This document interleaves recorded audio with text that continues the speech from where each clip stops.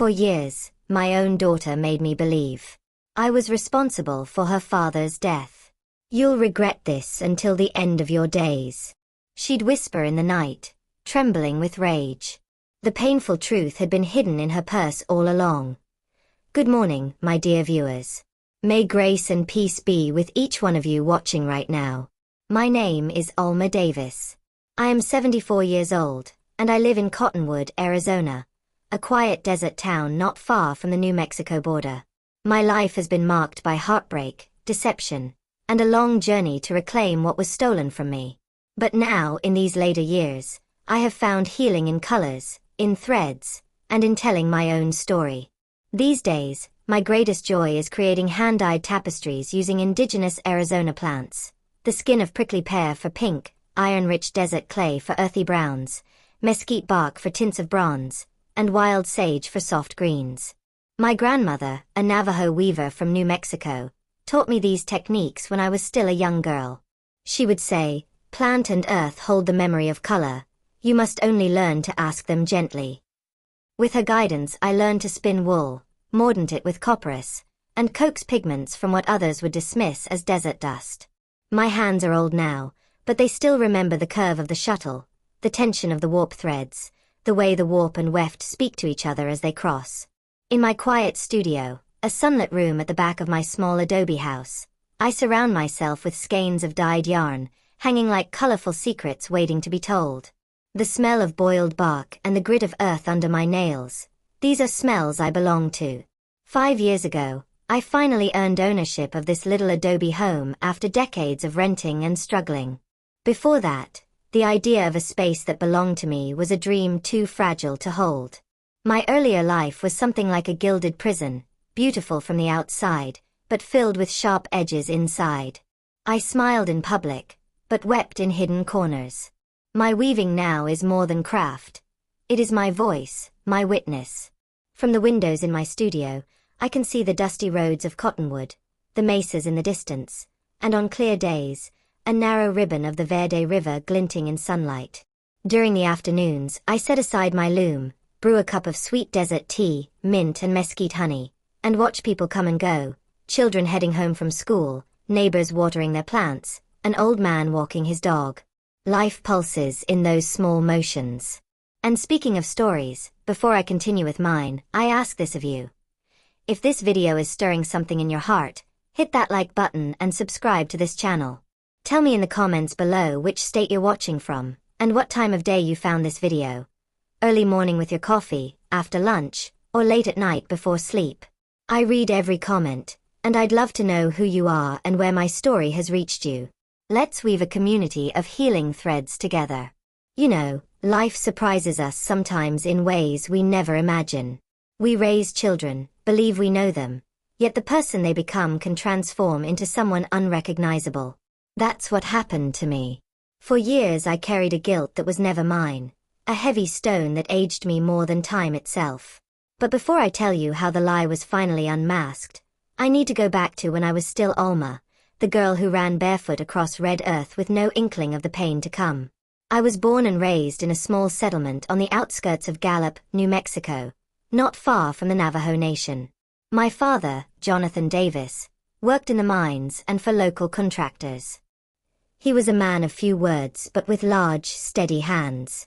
I remember him returning from distant work sites with dusty boots, his face lined with sun and wind, and that faint smell of metal and earth. My mother, Helena, was half Navajo and half Hispanic. Her own mother had been a weaver, and through her came all the stories and threads of our family. We had 5 children, me the eldest, then Leah, Erin, Ruth, and little Mary who passed as an infant from a fever before vaccines were widespread. Our home was modest, adobe walls, dirt floors in some parts, and a single wood stove that warmed us in winter and guided us during wind-whipped nights. When I was small, my mother would rise at dawn to tend the garden, collect wild herbs, and prepare homemade bread she sold at the local trading post to supplement our income. My grandmother, visiting from the reservation, taught me dyes from plant ashes, ochre clays, and roots. She whispered, "Keep your hands in the earth, child, because soil remembers what our lips forget." In the yard we had juniper and pinyon trees, sage bushes, and prickly pear patches. I would hide behind those thorned plants while playing with my siblings. I walked barefoot to the one-room schoolhouse almost an hour each direction. On stormy days when flash floods roared through washes, we'd stay home and I'd sit by my grandmother, watching her prepare dyes, listening to her stories about weaving and survival. On Sunday afternoons my father would fish for small catfish in the Verde River, my siblings and I wading in shallow pools. My mother carried tea sweetened with mesquite honey and freshly baked corn cakes, and sometimes a visitor would bring a guitar. A circle would form and we'd dance while the sun warmed our backs. As I grew, chores multiplied. Water carrying, wood splitting, garden tending, weaving practice, helping my mother with her bread batches, household chores, all before I was old enough to even think about wearing proper shoes. Winter nights brought stories from my father. Ghost tales about spirits near the mesas or warning tales about wandering too close to certain cliffs after dusk. I would shiver in the dim lamplight, but those stories became part of me. When I turned 16, my father fell ill after a long season in the mines. The cough that never healed took him. Our small region had limited medical access, and soon he departed this life, leaving my mother and us children behind. For me, it was a turning point. Almost immediately, a man arrived in town. His name was Marcus Evans, son of the local storekeeper for whom my mother often traded. He was in his early 30s, well-dressed, polished, with kind words, who offered to marry me and bring my family into a more stable circumstance. My mother wept, but believed it was Providence. I was scared, but grateful, for food, security, and a roof over our heads. We married quickly. Leah, Erin, and Ruth moved in with us, and Marcus provided a modest house not far from the trading post. In the beginning, everything seemed hopeful. Soon after, I conceived. They told me it would be a boy, and we would name him Daniel after my father. And so Daniel was born, healthy and strong. For a time, life glittered. Marcus lavished gifts, bought a cradle carved in Santa Fe, and promised me security. But over time, a different face of Marcus emerged behind closed doors. Complaints about dinner being too salty, shouts when Daniel cried, eyes narrowing when I spoke to neighbors. "Are you mocking me?" he'd demand with clenched fists. Over months, these incidents escalated. He began striking, cutting remarks, accusations. At age 3, Daniel saw one of those blows. He cried out, "Stop it!" and attempted to protect me. Marcus shoved him aside, and I fell, stunned, with both his voice and his presence shadowing me. My siblings scattered, Leah married and moved away, Erin found work far off, Ruth joined a convent. I was left in a house that was bright on the outside but held darkness within. Daniel watched quietly at first, then became a mirror of Marcus's cruelty. If the toast was browned too much, or water spilled, or I laughed with a neighbor, the punishment followed. I remember nights lying awake as his teenage voice hissed, "You ruined his life. You killed him." The accusation pierced me deeper than any slap. At age 17, Daniel was gifted a truck. Not new, but respectable. Marcus gave him keys, but only on Marcus's terms. "You can drive it when I approve," he said. The boy polished the truck like a treasure. One evening, Marcus, Daniel, and I traveled to a distant property Marcus had invested in. On the return, rain slicked the dusty road. Arguments erupted about school and responsibility. Marcus took his hand from the wheel to gesture in Daniel's face through the rearview mirror. The truck skidded, veered, and rolled off the cliff. I remember screams, twisting metal, my head striking glass, and then darkness.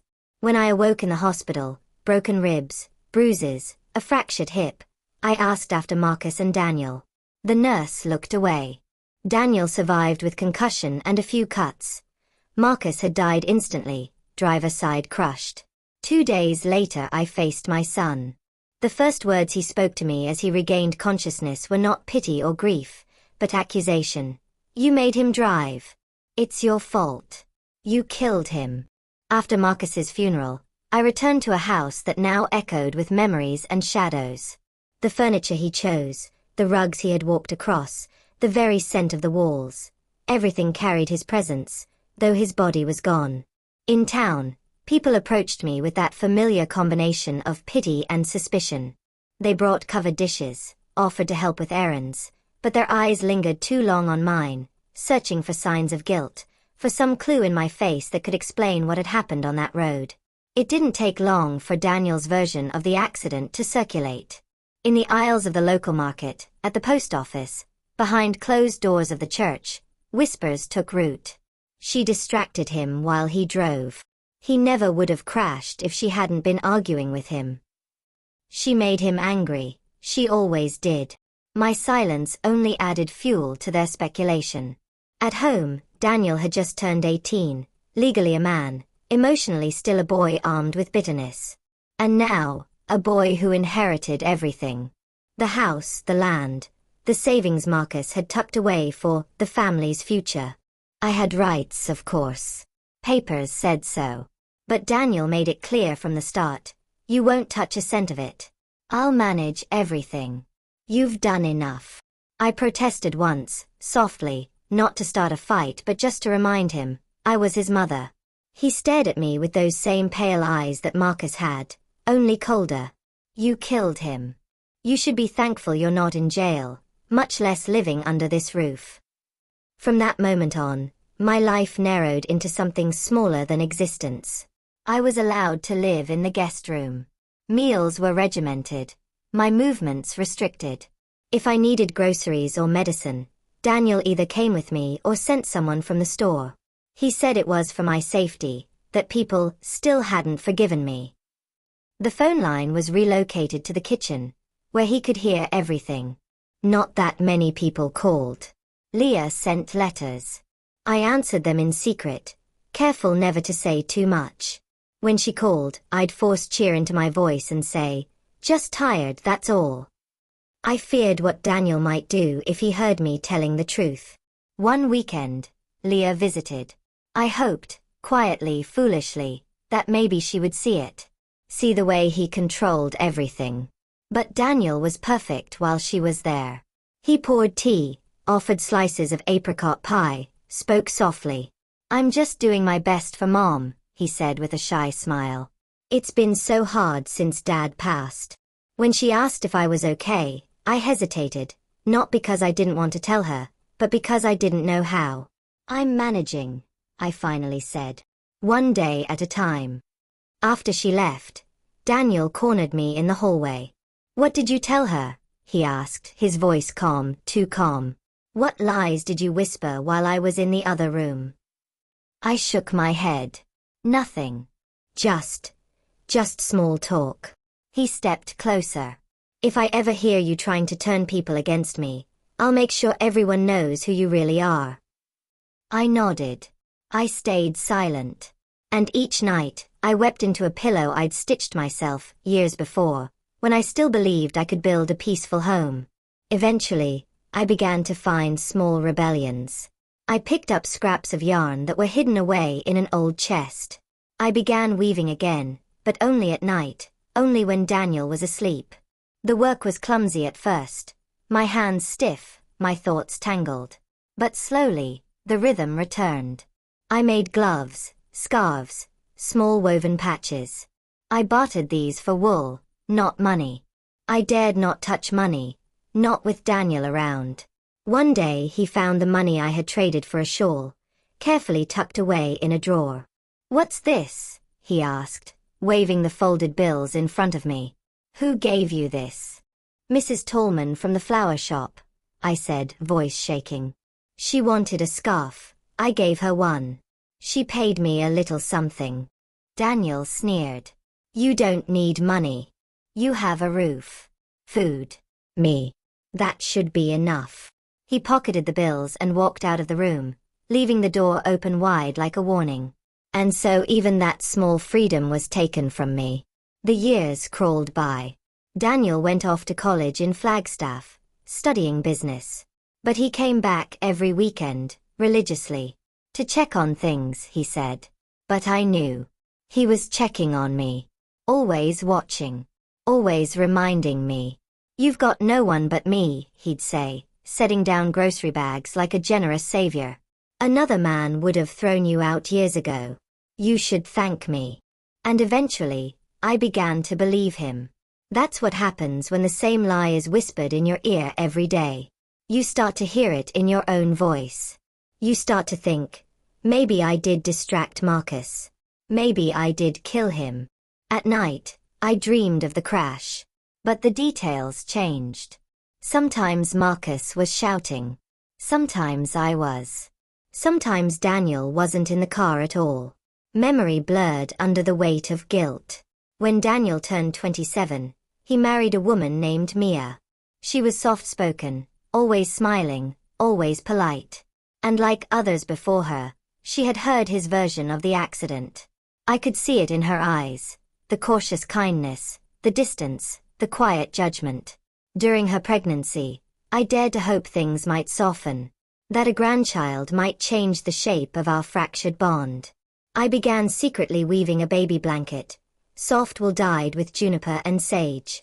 I worked at night, each knot tied with quiet hope. But when Daniel found the blanket, he tore it in half. "You think I'd let my child sleep in something you made?" he snapped.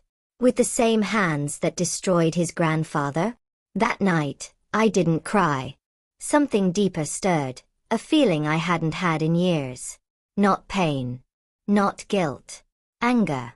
The sharp, clarifying kind. The anger that whispers, "This is not right. This was never right." I didn't confront him. Not then. I just sat alone in the studio that used to be a bedroom, holding the frayed ends of the blanket in my lap, and began to make a plan. Not a plan for revenge. A plan for truth. And the key to that truth, to my freedom, had been sitting in Daniel's possession the whole time, tucked quietly inside a folded paper, in the side pocket of his leather satchel. It was a Tuesday when everything changed. The morning air was cooler than usual, clouds thick with desert rain. Daniel stopped by earlier than expected. He was distracted, irritable.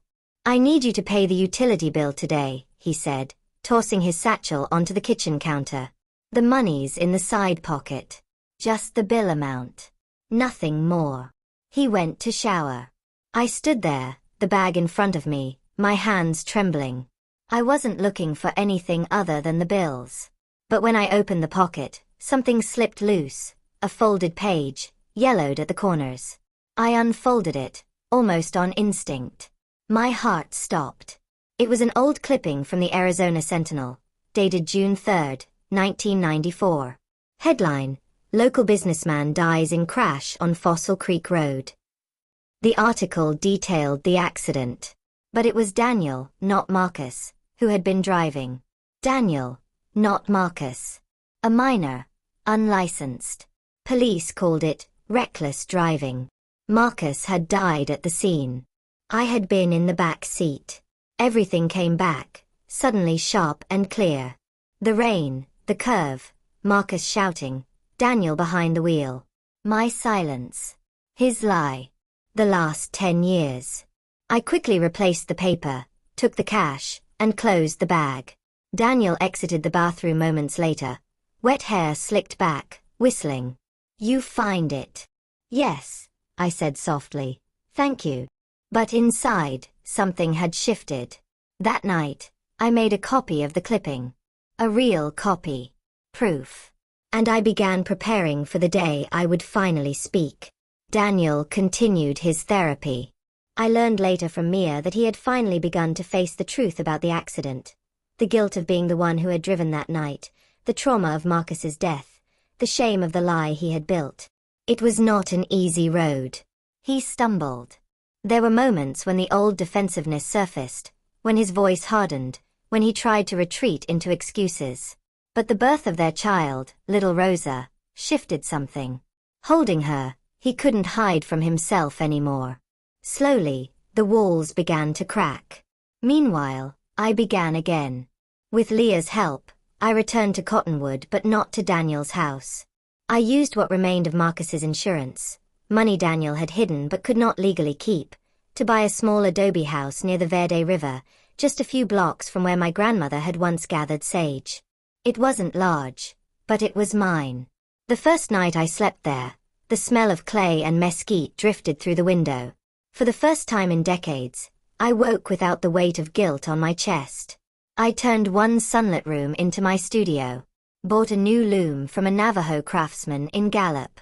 Ordered undyed wool from a cooperative in New Mexico. Rebuilt my dye garden, prickly pear, rabbit brush, mesquite bark, sage. It felt like planting not just herbs but pieces of myself back into the earth. At first, I wove for survival. Small rugs, table runners, shawls. Mrs. Tallman from the flower shop became my first regular customer. She displayed my pieces near the counter where tourists passed through, and soon they began asking about the colors of the desert. Orders came from Sedona, then Phoenix, then farther still. These patterns are different, people said. They feel alive. I smiled but said little. Each rug held more than color. Each one was a piece of truth, a fragment of memory, a reclaiming of myself. Within 2 years, my little business, Desert Threads, was thriving. I started teaching weekend workshops, first for a handful of local women, then for visitors from across the state. In my studio, the air filled with laughter, steam from dye pots, the smell of sage and onion skins, and the steady rhythm of looms. For many of the women who came, weaving wasn't just a skill. It was a way of grounding themselves, of finding quiet in the noise of their lives. One of my students, a young Hopi woman named Clarissa, had a gift for color blending. She reminded me of myself at her age, only with opportunities one had never had. I began teaching her everything my grandmother taught me, adding what I'd learned on my own. "You should write a book," she told me once, pulling a deep green skein from the pot. "All these recipes, these stories, they shouldn't disappear." "Maybe one day," I said. "For now, I prefer to teach with my hands." Rosa, my granddaughter, became the bridge between Daniel and me. She loved coming to my house by the river, her tiny fingers dipping yarn into dye baths, her laughter echoing through the rooms. As she grew, she learned the names of plants, the stories of her great-great-grandmother, the meaning of each pattern. Daniel, humbled, visited more quietly. At first he would stand on my porch, awkward, holding bags of groceries or special wools he had bought from traders. "For your work," he would say softly. Later, he began to sit with me on the porch as Rosa played. We didn't speak of the past. We didn't need to. He had stopped controlling. Stopped accusing. The man who once used my shame as a weapon now spent part of his time mentoring at-risk youth at the community center. It was his way of atonement, though he never called it that. Life is not perfect now. My hands ache on cold mornings. My knees warn me when the weather will change. Some nights, dreams of the crash still come. But when I wake, the guilt is gone. The lie no longer lives in me. In Cottonwood, people greet me differently now. They call me Ms. Ulma the Weaver, or the woman who dies with the desert. Some who once looked away now invite me for coffee, exchange recipes, ask about classes. I don't hold grudges. Carrying anger is like carrying wet wool. Heavy, dragging you down. Better to hang it in the sun, let it dry, let it change. Leah still visits from Santa Fe.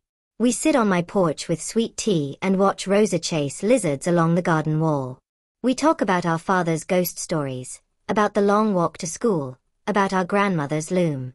The past feels softer now, like yarn worn smooth between fingers. Sometimes, at dusk, I walk down to the edge of the Verde River. The water glints silver under the last light.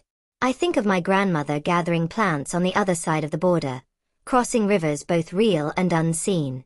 I think of Marcus, of the boy Daniel once was, of the woman I used to be. Life, like weaving, reveals its pattern only in hindsight. Rosa asked me once, "Grandma, do you like the pattern of your life?" I look at her and smile. "Yes," I say. "Even the mistakes, even the hard parts. They made the colors deeper." And it's true. Every wrinkle on my face, every callus on my hands, every knot in my memory tells a story of survival, but also of transformation. Of turning pain into beauty, like plant dyes into vibrant yarns. Here in Cottonwood, I've finally found the place where I belong. Not as Marcus's wife. Not as Daniel's mother. But as Alma, weaver of the desert. Woman who transformed her suffering into something bright. And if there is one lesson I can leave you with, my dear viewers, it's this. Truth always finds its way to light. Like the Verde River finding its way to the sea. It may take years. It may be painful. But when it emerges, it brings freedom. Come with me now for a moment. See this loom bathed in afternoon light. Each rug I weave begins with the choice of threads. Some are coarse and scratchy, like the years of fear and guilt. Others are soft and luminous, like Rose's laughter, the scent of sage, the freedom of a life finally my own. When I look at my early pieces, the edges crooked, the colors muddied, I could unravel them, start again. But I don't. Those knots are part of the story. Age has taught me that strength isn't in never breaking, but in beginning again, day after day, thread after thread. On the day I confronted Daniel, I chose not to be a victim anymore, but the author of my own pattern. That choice was my turning point. My warp thread, pulled taut and true.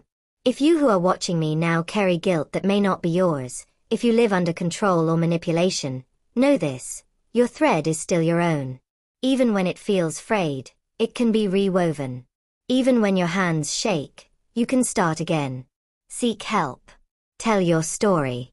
Find people who will hold your thread with you until you're strong enough to weave. We are all weavers of our own lives. But sometimes, like I did, we need the help of others to see the design. And now, my dears, before we say goodbye, I'll ask you this. If this story touched your heart, please hit that subscribe button and ring the bell right now. Each subscription is like a new thread added to the loom of this community we're building. People who believe that stories of truth and overcoming matter. Leave the word freedom in the comments if you've watched until the end. That will be our code, our way of recognizing each other as people who believe in the power of truth to transform lives. From my little adobe home by the Verde River, with 74 years of stories and a loom still full of color, I send you gratitude. May the colors of truth and freedom illuminate your path, as they have illuminated mine.